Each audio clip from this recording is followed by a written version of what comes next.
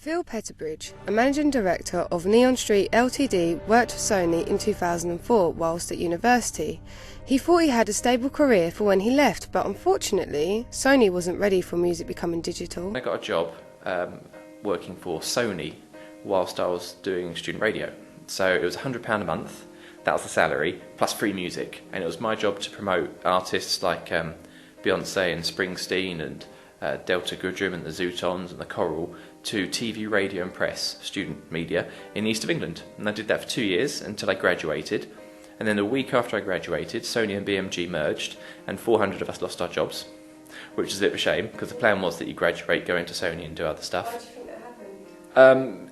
It was 2004 and the recording industry hadn't realised that people wanted to download and piracy was rife, and they were quite lazy about how to really kind of get a grasp of digital music, and because of that they couldn't afford people, and so they merged as two companies, became Sony BMG. It's now called Sony again, and ironically BMG the publisher have created a new label called BMG because they've now worked out actually we can work this digital thing through streaming and purchases and that kind of stuff.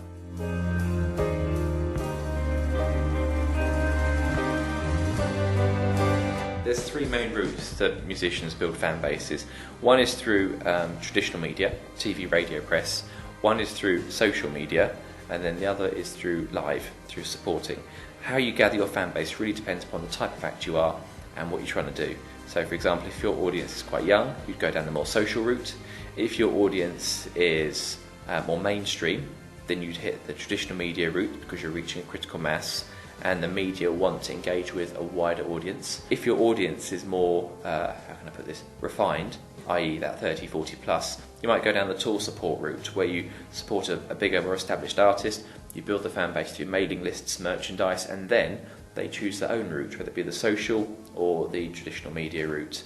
There's no kind of set path, it's quite fragmented. I mean, even 15 years ago, it was old school mailing lists. Before that, it was just traditional media. But from a musician's perspective, you want the email address. If you know someone's name, you can work out if they're male or female, usually. You get an email address and you get a town of where they live in. That way then you can work out your touring, you can contact them direct, and you find that the majority of people keep their email address longer than their phone number.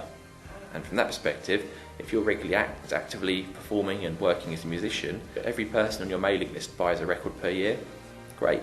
You can sell direct to them, you can engage direct for them, and you're not reliant upon media to change your message. Media's great for new fans, but once you've got the fan, it's engaging with them direct, so then you've got more control. Musicians who rely purely on tech have to be careful. If you think back to when MySpace was the key tool, there was a massive issue when MySpace reset all its play counts, and all those artists who'd spent hours adding friends and creating fake plays was just wiped out instantly.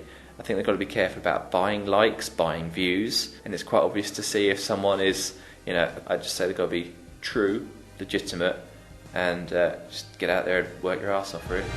Phil explains how music is a tough business. You have to be careful of technology as it keeps evolving. To become successful, you have to work hard, engaging with media and also independently. Technology helps, but it can also be very demanding. Do you think musicians can do it all themselves? Yes, they could. There is the technology, but you've still only got 24 hours in the day. So, for example, 30 years ago, to record a record, you had to book into a studio and find a producer and get some reel-to-reel tape and lots of rehearsing, and it's all very expensive. We could load up a program on a laptop, get a 50 quid interface and record a song today. It's cheaper. I'm not saying the quality is there, but essentially the fundamental tools to do it are more accessible than ever before. You can put music on iTunes and Spotify in 3 days by yourself and start earning money.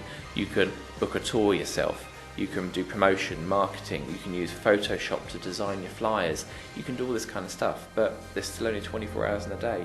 And a musician is a creative who should be making music, and other things should be focused on by other skills and other people, because a musician is a business essentially, and if you don't do everything right, then you're going to struggle. In this programme, I will be talking to young musicians and students to understand how technology has affected music and how they feel it can affect them. Music royalties for artists are going downhill since music has landed on the digital platform. John Wood, a popular music student, feels wary of his music career because of this. Back in the 90s and early 2000s, when downloading started coming about, they were really slow to get on the bandwagon. They're still recovering from that now. It almost ruined the music industry because of illegal downloads. Napster being the main one. But with the use of streaming, it's a lot more regulated. Not as many people are downloading illegally. It still happens. But then also at the same time, streaming doesn't earn as much money as record sales. So if somebody plays one song by Taylor Swift 100 times on Spotify, she'll get a penny in royalties, whereas if she sells a whole album, it's 10 quid. So it's definitely not as lucrative, but it's more lucrative than the illegal downloads that happened.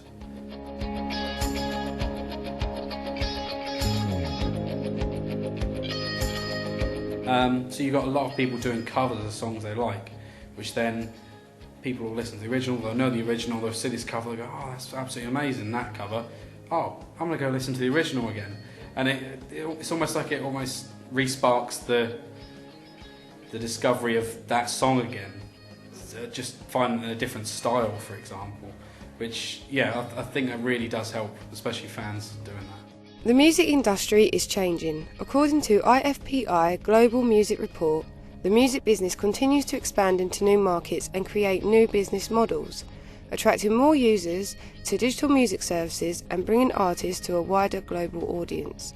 In 2014, the industry's global digital revenues increased by 6.9% to US $6.85 billion. For the first time, the industry derived the same proportion of revenues from digital channels, 46%, as physical format sales, 46%. I asked John if he would want to become a music artist after he graduates. I definitely would have looked to do something a bit more musical. I mean, that's not out of the picture.